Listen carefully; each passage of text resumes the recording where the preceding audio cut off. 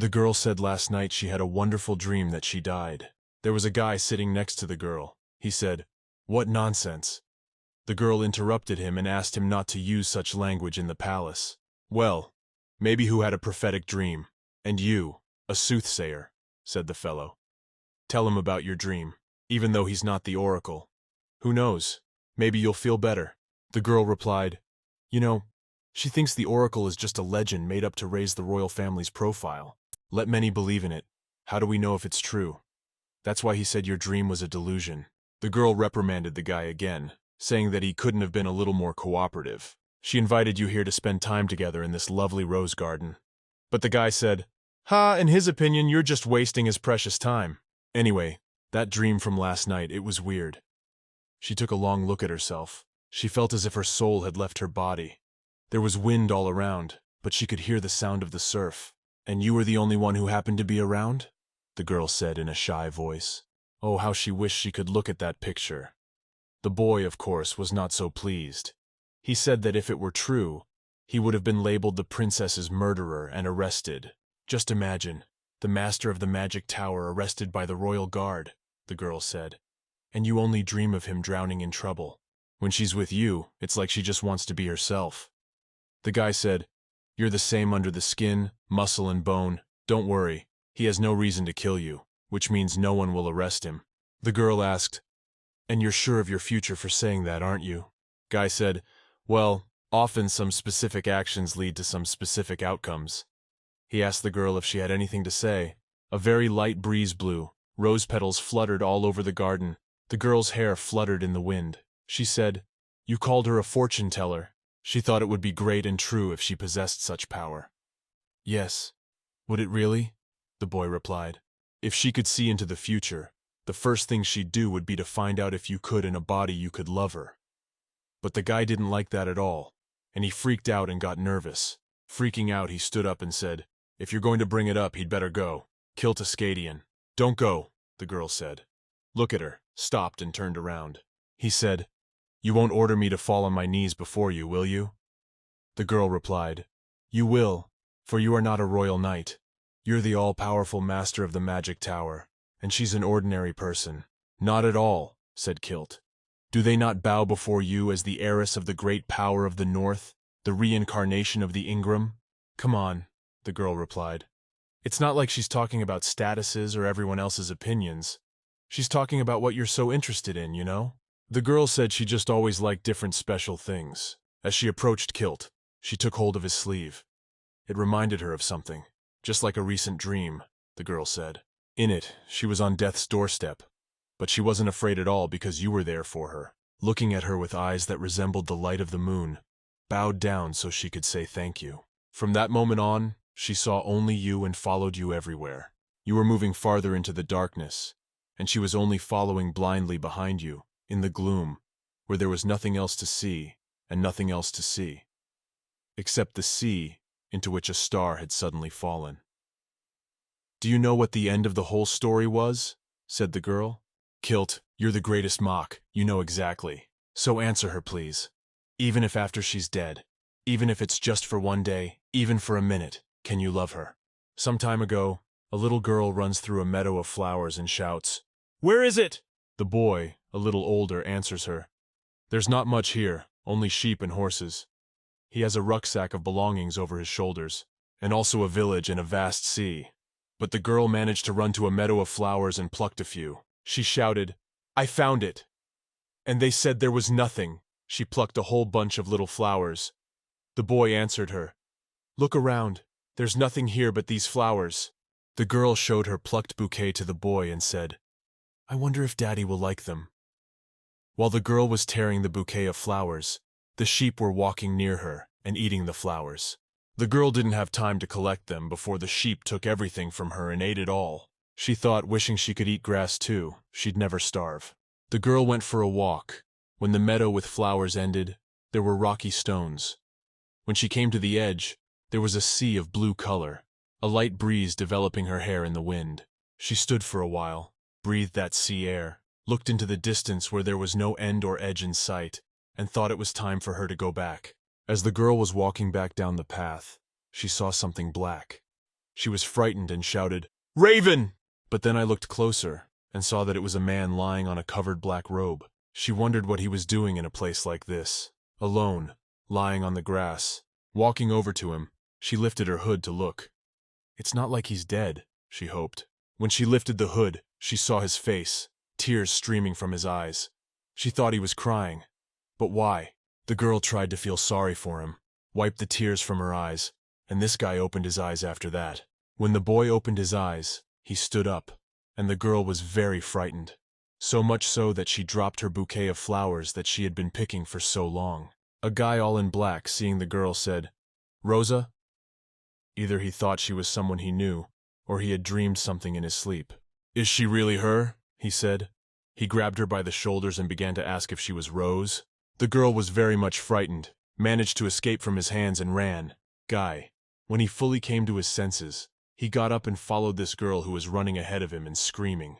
She managed to run to her house, quickly open the door, get in the house, close it, and she sat right under the door, resting from how hard she had run. As the girl sat up, a voice called out, "Asya! Damn it, where the hell has she been?" Her father came out and started yelling in the house. "It's a mess." The father had a bottle of wine in his hands and was drunk. The girl said in a frightened voice that she wanted to pick flowers on the cliff. Her father swung at her and hit her. The girl screamed in pain. Then the father sat down at the table, continued to drink, and says, "Since there is time to play, then also find time for cleaning. Keep order, okay?" replied the girl.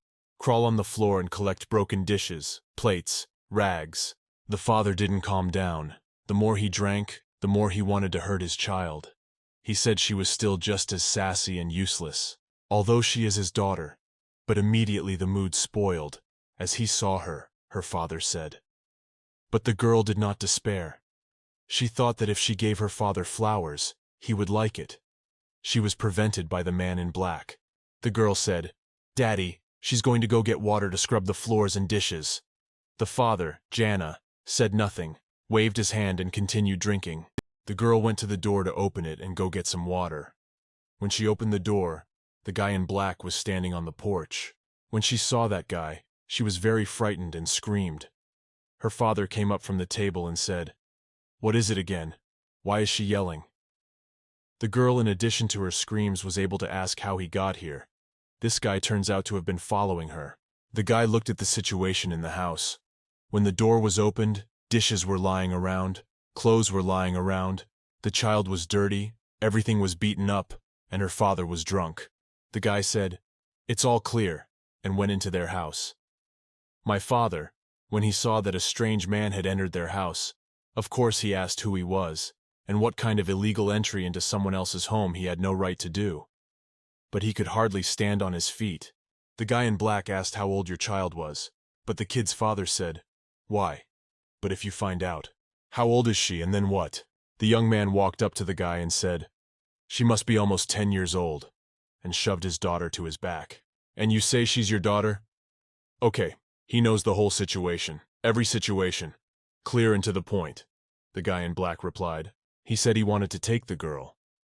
The father, drunk as he was, understood something. He asked what to take. Take her where? The girl was afraid to move and clung to her father.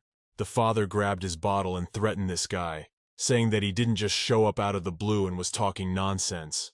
"Get out of here. This is his house and his daughter." The guy pulled a whole bag of money out of his pocket with gold coins and threw it on the table. When my father saw this bag with gold coins spilling out of it, he said, "My God, how much money is in there?" The guy in black asked, "Is this enough for you?" My dad was like freaking out.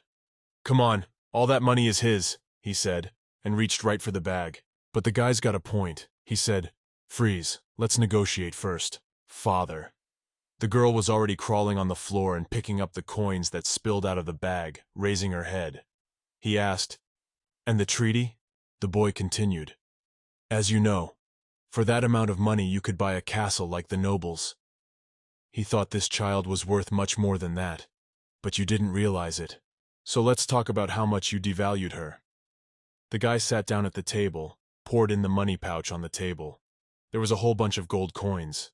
The father sat down at the table too, and tried to understand something about what this guy was telling him. The first question was, Have you ever driven it? The father asked. Have you ever hit it? The guy at this phrase immediately pushed aside a quarter of the coins with his hand. The next question was, have you ever insulted her? My father tensed up and didn't even say anything anymore. He sat silent. But the boy still pushed some of the coins away with his hand too, because he knew full well that her father had abused her. The next question followed. Did you see to it that she ate well? There was no reply from the father. Accordingly, the lad took the coins in his hands and also put them aside. The questions continued. You gave her an education. You watched her sleep. You dressed her. You shoed her. And so gradually he kept putting things aside, putting coins aside. At the end of the day, the guy had literally less than 10 coins left in his hand, amounting to 10 grand, and his words, he can't pay you more than that. That's when my father got angry. Of course, when he saw a whole mountain of coins, there were 10 coins left out of the whole mountain. I knew that if he said anything else wrong, he wouldn't get the 10 coins. And then the father fell on his knees and began to complain and cry that, Sir, yes, you know how much he suffered because of that girl. But the lad would not listen to him. He put his hand up to make the man stop and stop complaining to him. He said he could have given her nothing at all. Be glad he can't kill you in front of the child for what you did to her. The boy gave those 10 coins. The father ran straight to the corner to count them, how many he had. The girl ran up to her father. She couldn't believe that he had sold her. He hadn't, had he? Papa, she called out to him. No, for that's not how you sell it. You don't give it to anybody. The father, turning, said, Daughter, she's a good girl. The girl screamed, Daddy! And he replied, If she goes with him, she can eat good food and wear nice clothes. The guy said he's going to go find a carriage to get out of here. But you guys say goodbye for now. The girl begged, Daddy, please don't give her away. But the father didn't even want to hear it. As soon as he saw the coins, he imagined how much he could buy himself a drink with them. She asked to keep her. She would bring him drinks and do the chores properly. Don't give her away, please. My father got angry and shouted, Don't stop begging. You're going with that man anyway. Enraged, he turned around and kicked a chair, shouting, Or she wants to get it again. The girl became very upset and started to cry very hard and very tearful. Her father took her on his knees and said, Asya, forgive him for what he says now, but she is not his own daughter. 10 years ago, he spotted her on the beach, took her in his arms. He thought a noble family might have lost a child. He took her with the intention of getting a reward. However, her parents never showed up. Soon he injured his leg and was unable to work, so he had nowhere else to get money from. He blamed her for everything because of the feeling that he was bound hand and foot. But with that money, showing him the girl's coin, he thinks he can start over, stroking his daughter, or perhaps not his daughter. The father said he would leave. But as he ran his hand through her hair, he realized he had a great opportunity to still make money. The guy in black was already waiting outside by the carriage. The girl came out to meet him, her father standing behind her. The girl had only a bundle in her hands, in which something was gathered. When the guy saw the girl, he said, What the hell? The father, overjoyed, said, Since you're going to the Lord's house, dress her up just a little. The guy in black said, What do you think? He doesn't know. You must have decided to sell her hair for last. The girl walked up to the guy and he hugged her and said, This girl is now at his disposal. The guy also added that if ever again her father touches her, he will rip his hands off. Luckily, it won't happen to her again. She's very lucky. No one will ever hurt her again. He said he couldn't find a carriage, so the wagon isn't very comfortable. We have to be patient a little longer. The girl thought that she had never ridden a cart before, but she was sold one anyway. So what did it matter what she rode? The guy saw that the girl was holding some kind of bundle. He asked, Are these all your things? The girl replied, Yes. He bent over and took her under the armpits and put her in the cart, and told her that when they got to the settlement, the bigger man could change her for a wagon. When the girl was in the cart, she looked at her father. It seemed that today was the first time she had seen her father's real face. Of all the questions that plagued her, the one she most wanted an answer to was this. Did he love her? The guy in black thanked his father for raising the girl, and he gave the advice, You'd better not drink anymore. At parting, the girl shouted goodbye to her daddy and waved goodbye. She was upset, whatever kind of father he was. The guy in black and the girl drove the cart onward. She cried during the journey, The boy asked her if she loved her father, but the girl could not answer anything. She loved him, of course. She was very hurt that this had happened. The guy went on to say that he had treated her so badly and beat her and abused her, and not feeding her, but the child replied that it was all unimportant and made no difference. After these words, the boy had a vision. He saw an adult girl with a long braid and yellow hair. She was smiling and covered in flowers and rose petals. After this vision, he is angry and said a little harshly, "You say she doesn't care." The girl noticed that the guy got angry. While they were riding in that cart, the girl got a little car sick. Our guy in black told her that if she closed her eyes it would make her feel a little better. The girl did just that. She closed her eyes and asked the guy, "What's your name?" The boy answered, "His name is Kilt." Then the girl said, "Mr. Kilt." But the boy said she could just call him Kilt, no Mr. Kilt. What do you get now? Even though Dad said she probably came from a rich family, there's still slavery in Izumikan. He needs to sell her there. That's what she'd heard her father say when he'd had enough to drink. She doesn't know who the slaves are, but he could be paid dozens of times more. Kilt asked her what her name was. The girl replied that her name was Asia Cognac. The girl decided to ask, "But why her, since there were other children in that village?" Kilt replied, asking why. "Ah well, she's glad they chose her, of course. Thank you so much," the girl said. "And thanks also for giving Daddy the money."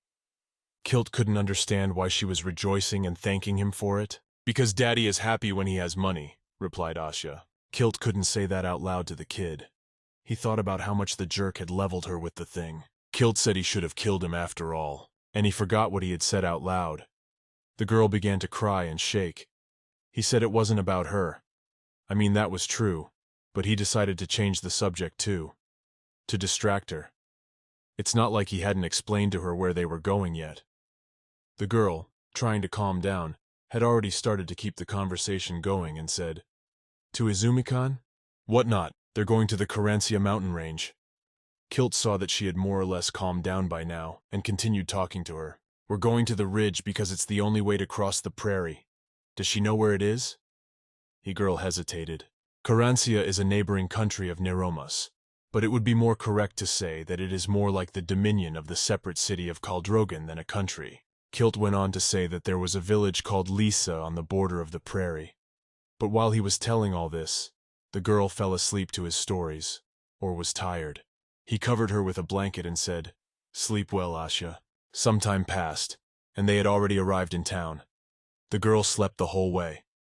When she woke up, she saw a lot of people around her. Kilt saw that she was awake and began to tell her, "The forest is on the edge of the steppe, so it is always full of travelers. The town isn't thriving, but there are a few good inns." Asya thought, "Not prosperous? There are such beautiful houses standing here built." The wagon stopped near a clothing store, and Kilt said we'd buy her some clothes to start with. She doesn't know. There is shame in going to the store. We have so many old clothes like hers, and she apologized and said she had no money. Kilt said he would pay for everything. "No!" cried the girl. Then she would owe him even more. She jumped up and said it was fine. She didn't need any other clothes at all. "That's a very nice one she's got." But Kilt asked, "Yes, but does she have anything to change into?" "No," she replied. "But this dress will wash as clean as it can." And then what would she wear while this dress was drying? The girl wondered. "Well, yes, there's nothing to wear." Grabbed her hand and said, "Forget it, let's go to the store." Oh no, she thought. It's a mountain of growing long. She'll never pay it off. Screaming that only not. It's true, you don't have to be honest. Kilt and Asya walked into the room. They were greeted by a girl with a smile saying, "Welcome." She had a room for them. 80 kopecks a night and 3 lire for a better room. Kilt showed them 1 room each, and the lunch girl said, "Okay, come on in." To the second floor to go to their rooms. Asya was going upstairs while everything was counting. The thing was, so was everything. But at least they still hadn't bought clothes. Don't need that much anymore. Walking into the room, Asya was surprised. The room was simply divine. Clean, beautiful, a bed, a table, a pile of furniture, a pile of things stood. "Wow," said the girl. "So this is what a room for 3 lire is like." Asya looks in the room and says, "That's enough. Let's go to the other room." But Kilt says, "Where's she going?" He caught her and carried her into this room and said, "Get some rest. He'll be here soon." He left and closed the door behind him. The girl stayed in the room. She sat down on the floor and began to think. Rest. But he had the wrong room. It couldn't be her room. She thought he should be back by now. And then there was a knock on the door. The girl rejoiced. She thought it was him. A girl's voice came out. "Excuse me." A girl came into the room. She said she had brought her bath water and the girl could wash herself. "Does she need help, or can she do it herself?" the girl asked. Asha started waving her hands, saying it wasn't her room. But the girl asked, "What? How is it?" The girl looked out and checked the room number, then came back and said, "Yeah, no, that's right." Then the girl added, "That dark-haired guy just asked me to send water for you, and suggested we go and wash now before the water got cold, because then we'd have to bathe in cold water." Asha climbed into the bathroom. She was very warm. It had been a long time since she had bathed in a warm bath with bubbles. The girl standing outside the door called out, "Don't you need any help?" "Well," Asha replied, "no, what? She can do it herself." Then Asha felt a little sad, because she had never had such a hot bath before. She was both pleased and sad. A little while later, the girl came back and said she was going to leave a change of clothes outside the door, because the guy had told her to go downstairs in those clothes. Asha replied, "Okay."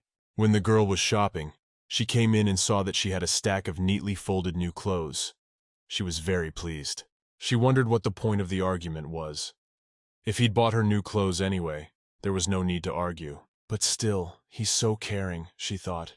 They've never been cared for like this by anyone before. When Asya came downstairs, she saw Kilt sitting at a table reading a book. "Come to the guy," she said. "Thank you for the water and new clothes." Kilt replied, "You're welcome." He said she was wearing these were temporary clothes, and she needed to be patient for a while. "Let's stop by the goods store a little later tomorrow," and continued reading the book. Asha replied that she had enough and it was clothes. Having earned the money, she would pay him back every penny, even the amount he had given Daddy, the girl said firmly and clearly. Kilt asked, "Money? What kind of money?" He said he didn't know what she was thinking, but he didn't want money. The girl saw that Kilt was very angry about this. Still, she can't give up this time, she thought. After all, she's great at cleaning. That's how. She also seems to be good at babysitting other kids. She babysat Mrs. Lin's baby once, so if she babysits, she can pay him back. And what else was there? The girl stood, curled her fingers and listed. And then Kilt couldn't stand it. He slams the book down and says, he can climb trees too. He doesn't know if it will help her, but he hates to hear her say that. Asha was horrified. He was angry again. So what was going on? But Kilt immediately replied, "That's not what he meant." While they were arguing, a waitress came down to them and brought 2 plates of food. The girl, when she saw Asya, said, "Oh my, the boy has washed himself and looks like a nobleman." Putting the plates on the table, the girl said, "Hurry up and eat before it gets cold." Kilt looked at the chair, he pointed and said, "You may sit down." When Asya sat down at the table was covered with a pile of food. In the middle was a big plate with a whole chicken that glistened in the sun. The smells were wonderful. Kilt had yet to say anything to her to treat herself or start eating. But the girl swooped down on her plate and started eating everything as fast as she could. Kilt only had time to ask, "Is it really that good?" Asha replied, "Very." While Asha was eating, Kiel said he had recently come from the stables. It wasn't easy to find a van with a roof. He noticed that Asha was gassy and wiped her face. Fortunately, they would be able to cross the prairie. Asha chowed down on the chicken and could only barely mumble, retelling that her mouth was full of food. It was almost incomprehensible what she was saying. Kilt asked, "Didn't she know about the Nirmaz prairie? The road to the mainland is through here. We can get there in a month." The girl stopped eating at once, her mouth hanging open. "A whole month to get there? Plus the guy said there would be no villages on the way, so you need to prepare enough supplies. By the way, there were rumors of monsters appearing?" Asya interrogated the monsters. The waitress who was bringing them food was passing by. She heard the word monster and said, "Right, they've been seen a lot lately. They shouldn't be in these parts. Also, what happened? It's kind of disturbing," Asya asked. "They say they're crossing too. How about an escort?" And the waitress pointed to the young men sitting in the back. "They're merchants," she said. Kilt replied that he hated the noise. Then the waitress girl said, "Take at least 1 sheep. If a monster shows up, you'll have something to sacrifice," and laughed, kind of jokingly. Kilt said he had a plan for such an eventuality and smiled. Only Asya didn't smile. She imagined that the living victim would be her. Asya immediately began to fret. The room, the clothes, the food, everything was a handout before death, she thought. The girl was very frightened and stopped even eating. Kilt noticed that something was wrong with her and asked her what was wrong. Asya turned and said it was okay. Nothing. But she noted to herself that she couldn't trust him. The next day the wagon was ready. Kilt saw the girl when she came down and asked, "Awake, can we go then?" Asya said, "Yes," holding her bundle again. But Kilt noticed that something was wrong with her. She looked exhausted. As they loaded into the wagon, the waitress who had served them food yesterday waved and called out, "Safe journey! The girl looks like a young man!" And Asya waved her hand too, saying, "Safe trip, of course." Kilt said, "All right, let's go." The coachman moved off, and Asya thought that this couldn't be, that he might do something bad to her. Some time passed on the way, and the girl admired the beautiful nature, greenery. A warm breeze was blowing. Kilt asked how her first impression of the prairie was. "Unusual," Asya replied. "The impression is that it's very spacious, and there's nothing but wind, so it's quiet." "Quiet, you say?" said Kilt. "There are many more mysterious places on the continent, but the Permaza Prairie is among the top 3. In this place, even the magical engineering long-distance train has become useless," Kilt revealed. "In other words, you can't use magic here," Kilt said. "Though the prairie does not allow outside invasion, that is not an advantage. Although Permaza is not a bad thing. Because of these grasslands, it has been thoroughly isolated from the continent. When the tracks of magical engineering trains began to be laid across the continent, the Nirmas were cut off from the rest of the world. So they made a pact in secret from the Koldrogan. And isolation may be a good thing, but can it be said that for the state, it is really the right thing to do?" Kilt said a lot of things that Asya didn't understand. She was a child and did not understand it all. She wanted to look at the grass and the breeze, run and pick flowers, lie in the grass, but not to listen to Kilt's instructive stories. Asya said, having seen so much lately, "The world is so big." Kilt took a map out of his pouch and showed Asa, saying, "Which we're crossing." He pointed his finger at the map for her to see. "So small and so many other cities and countries," Asya said. Kilt asked, "Didn't she want to come here?" Asya asked what, and Kilt said, "Forget what he just said." There were riders in the distance, and Asya saw them. And she said, "Look, there's someone coming." As the horsemen sprang closer, they asked Kilt, "Are you also coming from Lisa?" "Yes," answered Kilt. They had some man lying in their wagon, covered with a rag, with only his legs sticking out. All the guys said next, "Best not to go. There's monsters there. You can't imagine what they went through because of them." One of the men said, "As you know, there were no monsters here before. What the hell is going on now? It's unclear." The boys advised Kilt to return to town and rearm. Kilt asked, "So you guys aren't from Nirma's then?" One of the guys said, "How do you know? They don't bring bodies from those places." Kilt said, "They do an above-ground burial there." One of the guys continued, "Do you have good eyesight? For what it's worth, they won't. They're not merchants. Why, Nirma's is famous for leather, right? They got into trouble trying to get on the trade route." Kilt replied that they would be fine. Everyone got separated. But the guy on the horse said, "Ha, seriously, a nobleman who looks like he can't even sharpen knives. It's a shame, but he's told you everything and warned you, so it's up to you." It rained as they rode outside, and Kilt had never had a premonition like this before.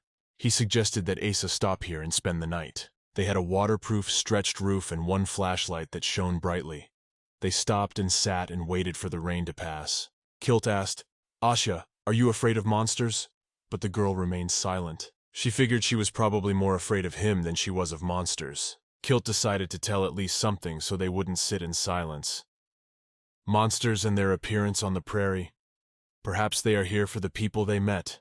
It may also have something to do with the fact that they want to build railroad tracks to Immerse, and so the monsters are not happy. And those men were probably sent out to scout. They said they were traders, but they had no goods." "What did Asya ask?" "Yes," Kilt replied. "They wanted to trick them, but why?" the girl asked. "He doesn't know," Kilt replied. "He doesn't know anything about it. Everyone knows you can't use magic on the prairie. Monsters show up here to protect the territory from humans. If those people didn't use magic, they wouldn't be here. But people use magic to eradicate what they themselves have created. That's really weird, Kilt said. Guy said he promises that as long as he's around, then Asya will be safe. But Asya somehow doubted it. She didn't believe he could protect her. Kilt stretched out his hand and checked. Said the rain would be over soon. He thinks we'll go in the morning. Now we should go to bed. Turning to Asa, Kilt said, "By the way, you shouldn't listen to sounds outside, ever." The girl asked, "Why is he telling her that?" Kilt, to keep her sanity. At last they lay down to rest. Silence. Only the raindrops of the tires dripped. Well, Asya still couldn't sleep. Her mind was spinning. She kept remembering. Their meeting on the road. There were no carts, no horses. Walk to the village, the girl thought. Why did he come here? What's she thinking? Pulled back on herself, she just doesn't want to die. She needs to focus on that. While Asya was concentrating, a voice came from the street. "Asya! Someone started calling for her!" Asya began to cover her ears and thought that she shouldn't have heard that. She was so scared. "Well," the voice continued, "Asya, the name is Asya." Wait, she thought, at how familiar the voice sounded. It's her father. The voice replied, "Yes, that's him. Let's go home," he said. The girl screamed, "Daddy, is it true?" He did and began to climb over Tilda. Near the wagon, something began to glow brightly. The voice kept saying that she had already forgotten her father's voice. "Let's go home, quickly." He realized the money meant nothing. After all, she wasn't around. The voice said, "Let's go home together." And Asya rejoiced. Daddy's come back for her, she thought. Asya looked at Kilt and thought that he probably knew her father would come back for her, and that's why he told her not to listen to the sounds. So she thought, should she listen to him? The girl jumped off the wagon and jumped to the ground. The rain continued to fall. The voice was calling her somewhere in the middle of nowhere, leading her to follow it. Asya ran through the grass with the flowers and screamed, "Daddy, where is he?" And the voice was calling here. The voice said he was here. Daddy came to save her, and in front of the girl was the silhouette of a man of very bright light that it was impossible to see. "Who's standing there?" The silhouette turned to her and said, "Asya." But it was clearly visible that it was not her father. When the girl saw that it wasn't her daddy, she said, "He's not her daddy." In this case, it was a monster. He said, "Yeah, he's not her father," and he chased after her to grab her. Asya ran as hard as she could and screamed, "Help! It's very scary!" Nothing could be seen, and she really wanted to go home at that moment, trying to find the wagon where it was, where to run to. She couldn't find it, and the monster hand was already reaching for the girl to grab her. The hands were about to grab her. Asya only had time to scream, "Kilt!" Just then lightning flashed bright blue-white, and up went Kilt. He floated in the air. Kilt turned out to have magical powers. He tried to overcome the monster with his own strength. Asya watched with frightened eyes and cried. A wizard, she thought to Kilt, but only this monster was very sneaky. One part of his body was working to deal with Kilt, while the other part was trying to talk Asya down and convince her that he was her father. This monster turned completely into Asya's father and started talking to her. He said he saw a wizard in the field. He instantly moved the mountain and turned the sea into a desert. Monster Father said it definitely wasn't human, and he meant Kilt monster. This monster tried to influence Asya to intimidate her. He told her that he assumed she would try to escape, and if he said to return the money, what do you think would hit him? Her father was talking nonsense, and Asya tried to believe him. Finally, in all that grass, he found the girl. He tried to hug her, but she was screaming, frightened. All her words were like this. I'm sorry. I'm sorry. She really didn't mean to avoid. She swears she didn't mean to. Kilt hugged her and told her how he could have lost her. Now that they'd barely met, he thought he had lost her forever. The boy was very frightened and started crying.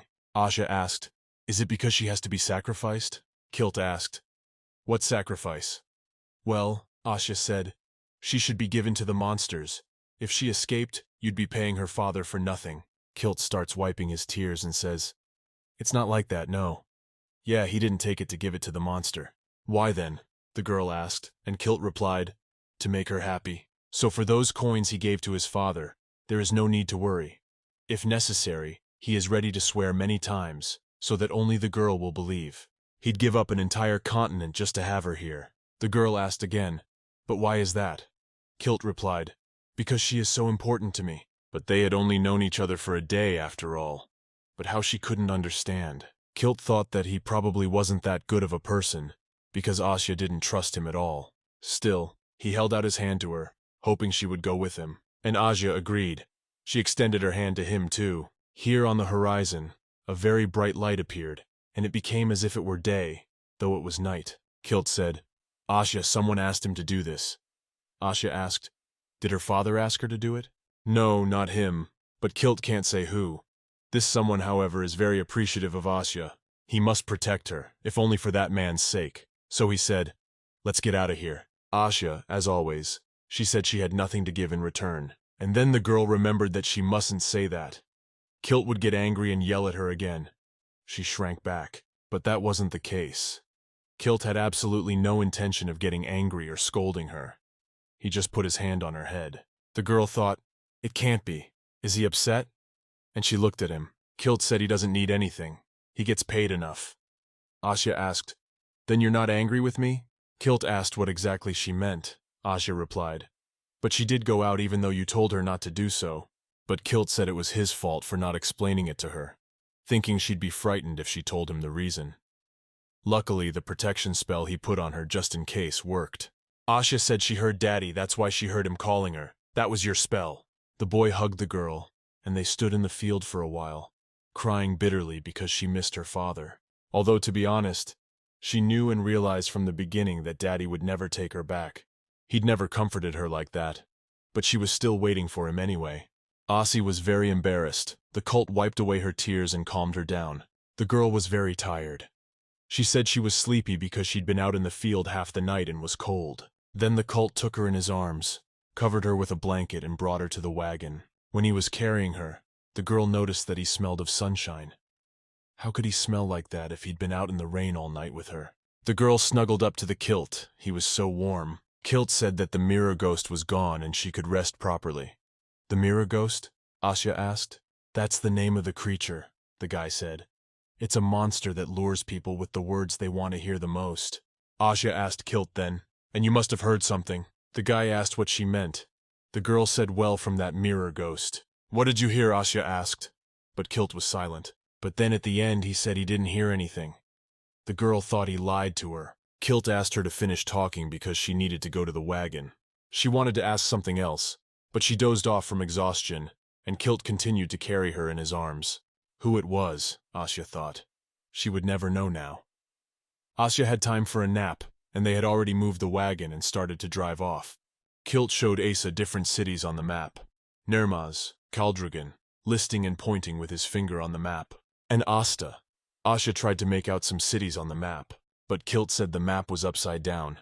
He would later teach her how to read it. Asya looked and said, "But if you look at the map from this side, the map looks like a dragon. I wonder what people in the past thought when the myth of the giant dragon appeared," Kilt said. Asya interjected, "The myth of the giant dragon, tell me about it." "It's a famous northern legend," the boy replied. "One day chasing the golden bird Ingram, a huge dragon flew in. But in this pursuit, he fell to the ground, and his life was cut short. So the dragon became the continent on which they now live." "Are dragons really that big?" said the girl in surprise. "That's just a legend," the boy replied. "Although dragons do exist, they are not that big." Then, "How big are they?" the girl asked again. Kilt looked around, saw the lake, and said that the dragons were about the size of this lake now. "Kilt, I have one more question," Asya said. "Where's her house then?" The guy looked at the girl and then at the map and pointed his finger somewhere right here, not far away. "Kilt," he repeated, "right here, as you see." "What's at home there?" asked Asya. Kilt, "Nothing good," replied. The girl said, "Then why are we going there?" Kilt stopped and said some pretty philosophical questions. Asya said, "Because we need to get back there so nothing happens, right?" replied Kilt. It had already gotten dark outside, and it was dusk.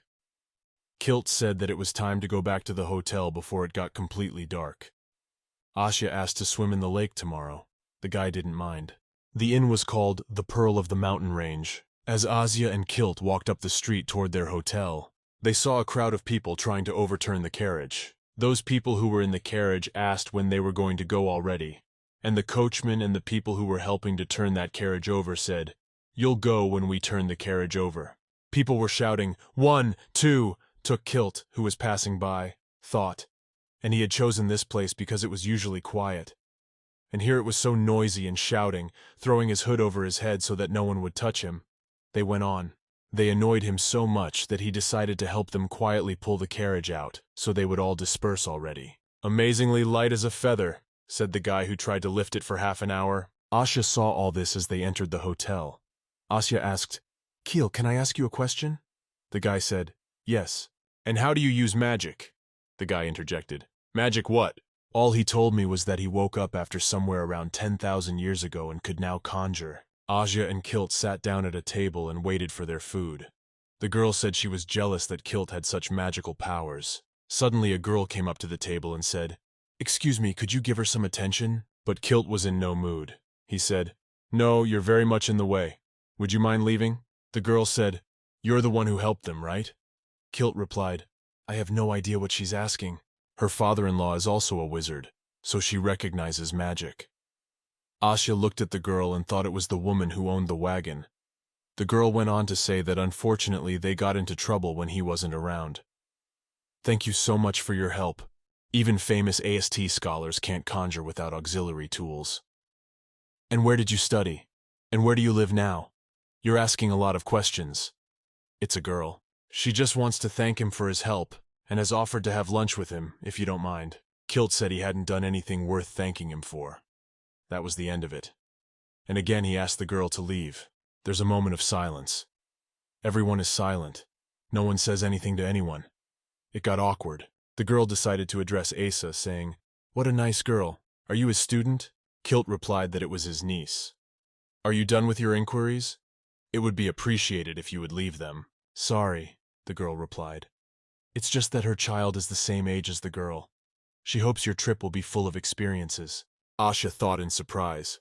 "A baby? Where is it?" Just as suddenly a boy peeked out from behind the girl and smiled. The boy went up to Asa and told her in her ear that next year he would be entering Efrangir, so he too would become a wizard. The girl and the boy left the terrace and left as Kilt had requested. "Kilt, this kind of all communication is not very pleasant," he said aloud in disgust. "Vasya," asked Kilt, "what is Efrangir? Did he say that?" To her the boy replied, "Yes. Efrangir is the state-run AST school of magic. Nobles often send their children there," Kilt replied. Asya asked, "Can children learn magic too? Didn't you sleep for that for 10,000 years like you told her?" Kilt said they hide it, but yes, even people without magical abilities can learn something. Asya said that this boy, her son, is going to that school next year. The girl sighed and said, "Wish she could study magic too." Kilt, "Were you happy when you were learning to do sorcery?" The guy replied that no, he's never been happy once. The next day, Kilt and Asya went shopping, going into a store and trying on a few dresses. Asya's response was that she had never worn such things. "I'm not sure it will look nice on her," said the girl.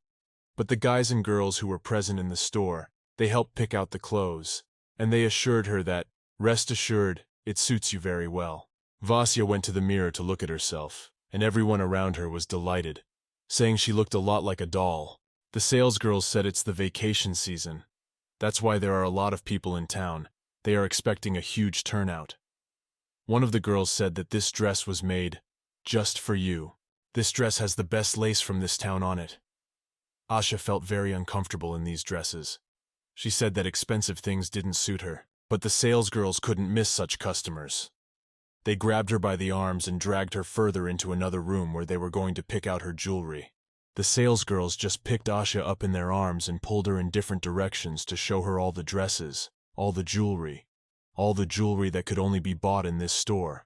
When the girl tried on her 10th dress, she was already tired, and the saleswoman kept saying for each dress that, "It suits you very well, it fits perfectly." Now the salesgirls were just putting dresses and jewelry in boxes, but one of them offered to tie the girl's ponytail. The salesgirl said, "Why did you cut your hair so short? You'd look good with long hair." Asya didn't know what to answer and said simply, "Her father cut his hair off." While Asya was getting her ponytail braided in the back, she saw a little girl in the store who ran towards the door where her father came in. She shouted, "Daddy, Daddy, this dress is really cute too." The girl, like Asya, tried on the dress in the store. Her father said, "Yes, very nice indeed. Let's buy it." The girl kept yelling, "Daddy, Daddy, let's buy a dress." And her daddy replied that his darling girl wanted one, so they would buy it. Asya became sad. She immediately remembered her father. He was not like that at all. He was kind, loving his daughter. Her father only drank and called her names. The salesgirl said, "Take this dress down too." But Asya turned around and replied that she couldn't choose so much.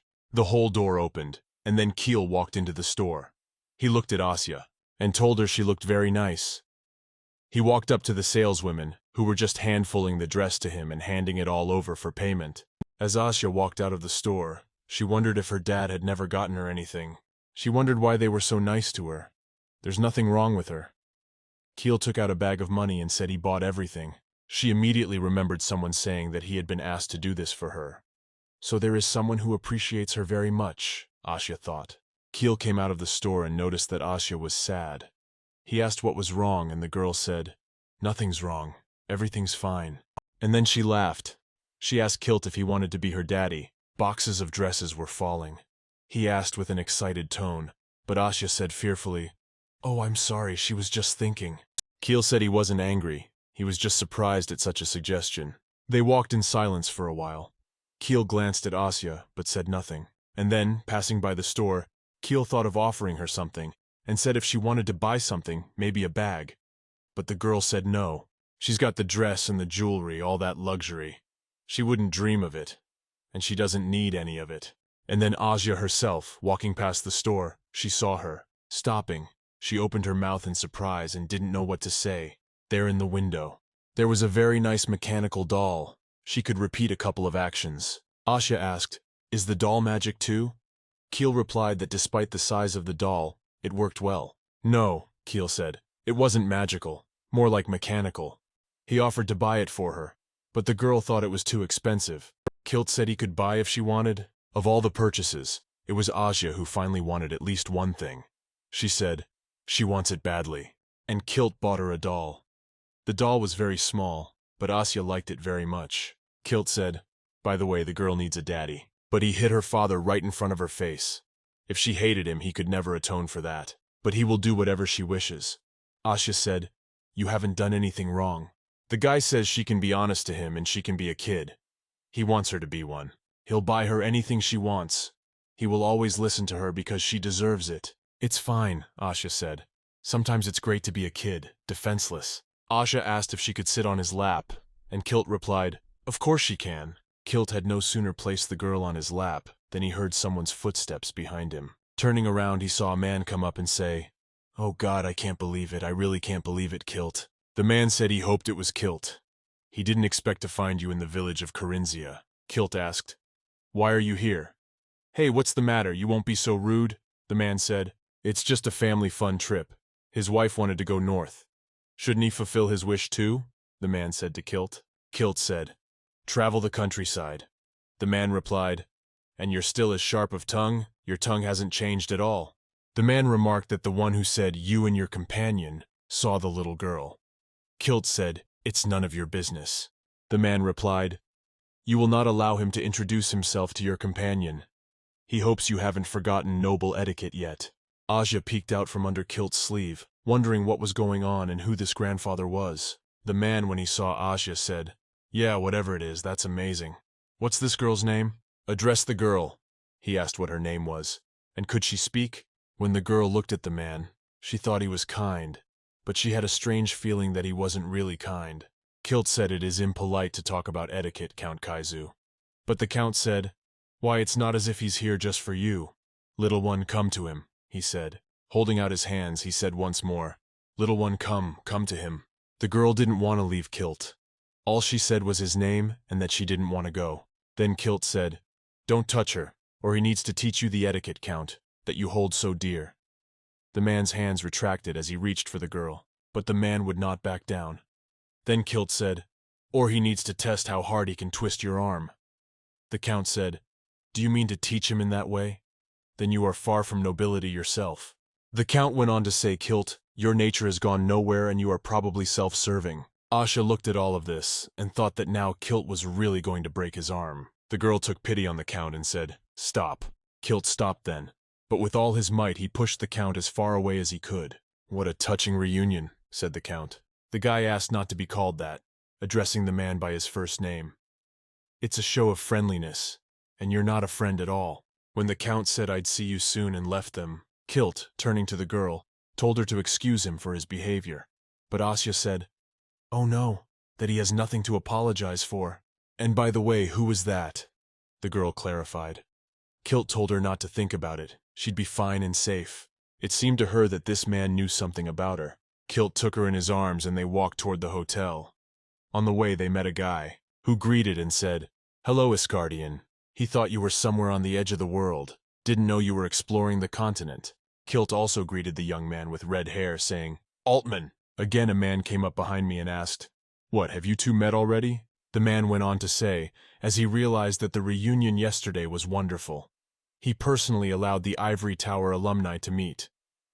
"How are you feeling?" he asked. Kilt replied that they had never been close friends. The guy with red hair said, "I'm sorry, Iscardian." A guy with red hair named Altman said he missed Kilt so much. The Count, who was in the rear, said, "You look alike," and offered to take the girl away from Kilt. Kilt said, "Nonsense. What, do you think he'll let her go?" The Count replied that it didn't matter. "As you know, the Kaizu clan always gets what they want." The Count looked at his watch as if he was waiting for something. Kilt replied that the Count still had not an ounce of dignity. "Is not the cane the relic of Igaron? You will pay for lying in the face of authority and wandering, and like a loon, will you not?" The Count replied that alas, the abbot of the Efrangir is not a most generous man. He even begged. Kilt said, "It would be tempting to fight him with only an hour's pizzazz of magic stolen from a dragon." The Count replied, "Of course, it's not like he can't do it alone. But doesn't Altman dream of tearing you to pieces, Kilt?" Kilt said, "Ha!" setting the girl on the ground. He told her to go home for now. "When you come, she'll be met. We need to tell him he sent her." Asya said, Well, what about you, Kilt?" He would set off afterward. All Asia had time to ask was how in an instant a bunch of blood splattered on her, and the girl just passed out. When she woke up, there was a guy standing near her with a flashlight asking if she was okay. The last thing she remembered was she was in Kilt's arms. Then he set her on the ground. She was sure he had followed her. The boy who came over with a flashlight reached out his hand to help her stand up and asked her again if she was okay. Asya said yes, she was fine. When the girl got up, her first question was, "Where is Kilt now?" But she thought it was probably a stupid question. The boy with the flashlight replied that Kilt hadn't come yet. Asya asked when he would be back, and the boy said he thought it would be soon. The girl was still awkward talking to her peers. The boy was the same age as her. Asya replied, "I see," the boy asked. "A trip?" Asya replied, "Yes." He asked once more, "How was the trip?" A trip across the prairie, or him asking about her vacation, was interesting. Still Asya replied. The boy said, "Now let's go. The old man is waiting." Asya interjected, "What old man? She was afraid it was the Count." The boy went forward. Asya ran after him and shouted, "Excuse me, does he know who she is?" The boy said, "Of course he does." "Is she a star?" he replied. "A star?" interjected Asya. "No, she is not a star. Her name is Asya," replied the girl. Coming to a certain house, the boy knocked, waiting. "When will they open the doors?" Asya asked. "Where do they find that?" The boy replied, "A wooden house." The door opened, and out popped an old man, gray-haired, saying, "Who's here?" Asya, seeing this old man, immediately said, "Ah, hello. Her name is Asya. The cognac Kilt sent her." She didn't have time to finish further. "How?" the old man interrupted and said, "Her name is Asya, the girl." She said yes. The old man shouted indignantly, "Kilt! Didn't think what he was doing at all. So yes, it doesn't make sense," he said. Asya thought she was right. They had come to the wrong place.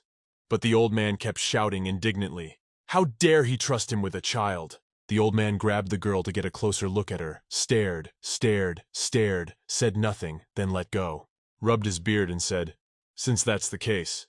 And off he went again, saying nothing. Off he went, and on he goes on indignantly. "Why are they in the north?"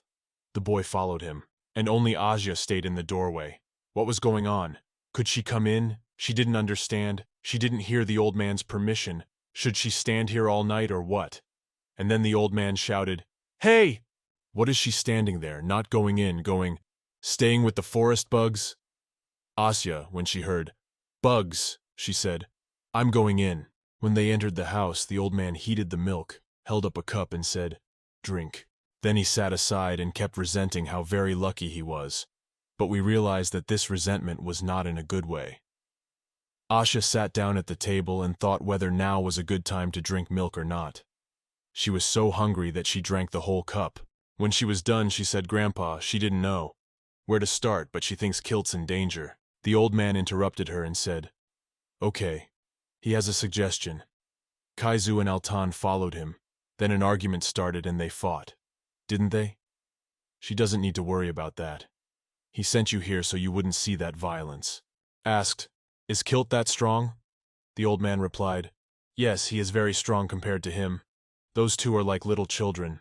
The girl asked, "Are you by any chance teacher Kilka?" The old man laughed and said, "What teacher? He already has sand coming out of him, especially since he doesn't even know how to use magic."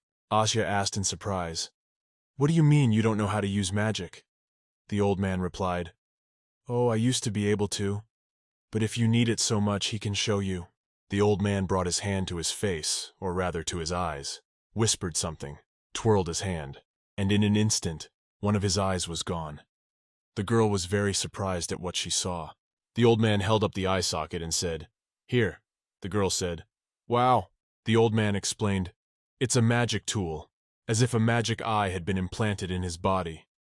Asya jumped up from the table, got into a strongman pose and said, "Magic tool, implanted, speak." The old man says, "Hush, hush. Other people think it's congenital because they've never encountered it. It's late, it's time to go to bed. There's a spare room here," said the old man, but the boy corrected him. "It's very dirty and the girl can't sleep there." "What, you were supposed to clean up there?" said the old man. "What a useless servant." The boy said, "He asked you not to yell at him." The old man became indignant. "When was that? He just said he was going to sleep for a while and please don't disturb him until he wakes up. And anyway, still the boy should have been there to take it." But the boy replied that he had received no such order. The old man sat down, sighed, and said, "Anyway, these guys only know how to talk. How lucky he is, poor guy. Then tonight Prem shall sleep in his room. Make sure you clean the damn room tomorrow." The boy got up from the table and said, "Let's go. His room is on the second floor." Asya ran up and asked, "Is his name Prem?" "Going up to the second floor," the girl called out to the old man. "Good night." But only the old man said nothing back to her. When the girl left, all he could mutter was that they looked so much alike, and what the hell was Kilt thinking? At this time the girl did not leave, but stood listening to what the old man was saying. When Asya and Prem went up to the room, the boy gave her pajamas. While Asya put on her pajamas, then Prem went and got a towel, wet it with warm water and headed over to the girl. He started wiping his face. Asya didn't understand and asked, "What's the matter? Why?" But the boy showed her a dirty towel covered in blood. On the bed she sighed, then the boy came straight up and stroked her cheek and asked if she was okay. When the children went to bed, the boy wanted to turn off the light and asked if he could.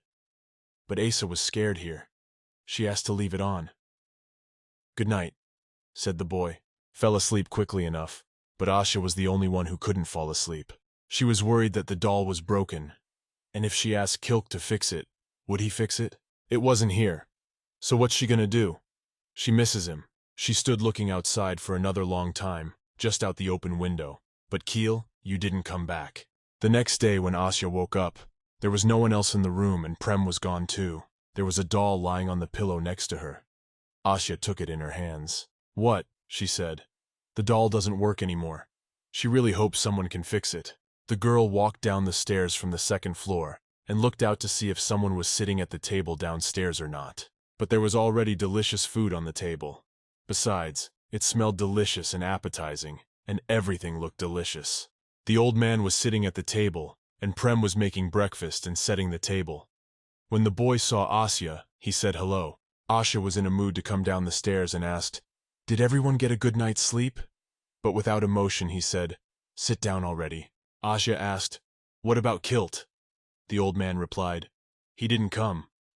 Asya noticed that the old man was reading some big book. The boy said, "Don't read the paper while you're eating." Now I asked again, "The newspaper?" The boy answered, "It is a collection of everything that has happened in the world, printed on paper." "And what exists?" asked Asya again. The old man asked in surprise, He can't believe she doesn't know about newspapers. How did she ever grow up, child? The girl's newspaper and said, Here, read it. Well, Asya, she can't read, she just sighed, but still she took the newspaper to try to pretend she was reading something. But the old man guessed and asked her what she couldn't read. The girl replied, Yes, but thought what should she do, she was so embarrassed. Prem, so the girl wouldn't worry, he would help her with everything and teach her the letters. Asya was glad. The old man, sipping his milk, thought that this house had turned into a kindergarten, looking at the children. Finally, he couldn't take it anymore and said, Stop talking, eat already. Asya is very thin. Even if you grow up, you'll still be the size of a squirrel. Asya goes for a walk in the woods and thinks she should have gone with Prem. It's just that Prem disappeared as soon as he ate, and Asya wanted to go for a walk, so she went on her own. While walking through the woods, she noticed some building and decided to go take a closer look. When I got closer, I saw it was the greenhouse, all covered in glass. When she got closer, she saw that there were beautiful flowers of different kinds and different colors growing inside. She had heard that glass was very expensive, and here all the walls were made of glass. She gently touched the window to get a closer look. And I saw Prem there. He was walking around with a watering can and watering the flowers. He let her in, of course, and started giving her a tour, telling her about each flower. These are, let's say, daisies. Asya walked over and asked, What's that? The boy replied, A cactus. It's a southern plant. It only grows on the peninsula of the growing moon. The girl asked, Isn't that very far away, and how did he end up here? Prem said he was raised by magic. Asked, And with magic? Is it possible to do all of this exactly, even grow a flower? Asya sat down and thought, growing southern plants in the north for magic, spit it out. If you think about it that way, Kilk grew a lot of stuff. Prem saw that the girl was sad, so he asked her what was wrong. She asked him if he knew Kilk. He replied that he sometimes came here, but that he left quickly. You know, Prem, Grandpa told her not to worry, but she's nervous. Why are you worried? Asked Prem. Because Kilk was wounded during the battle. Everything here was created by him. And this garden too, they can create such a thing with magic, not at all, said the boy. But Kild is capable of it. He really is a great wizard, Asya said. Prem motioned for Asa to sit down at a table and rest. He asked, Is that doll your friend? Yes, it was bought for me by Kilk. Alas, it broke on the way here. It would be nice if there was a way to fix it. Prem said, You can give the doll yours for 1 second. He twirled something in her head, and realized that there was nothing wrong with the spell. It just ran out of mana because of the blow. We need to pour it in, and the doll will work. What is mana? Asya asked. The substance needed to use magic. Where can she get it to fix her doll? The boy answered bluntly, It's everywhere here. But she can't see anything, said the girl. Prem replied that she could only be felt. Close your eyes. Asya did, closed her eyes but felt nothing. Prem said, Then take his hand. Asya took his hand and he said, She must feel it through me. Asya sat up and says she feels nothing again, nothing at all, as expected. But as soon as she said, Something happened after all, their palms lit up, and the girl felt it. She took her hand away and said, Ouch! What was that? She asked. Prem replied that it was mana. Asya shouted, Okay, the doll can be repaired just by pouring mana into it. Will I be able to do that? The girl asked. They took the doll, closed their eyes and waited for their miracle to happen, and the mana poured into the doll. And so it happened. The doll worked. Asya was very happy. She started hugging the boy and shouting that it was working. Yay! They did it! She ran into the house to make her grandfather happy that she was able to fix her doll by herself. But the old man noticed her dirty feet and asked her not to come in. And Asya, barely out of breath, said that she had fixed the doll. She was so out of breath why it was incomprehensible what she was saying. The old man said, You say, fixed it. Take a breath first, then talk. Asya brought the doll up on her arm and said, Here, doll,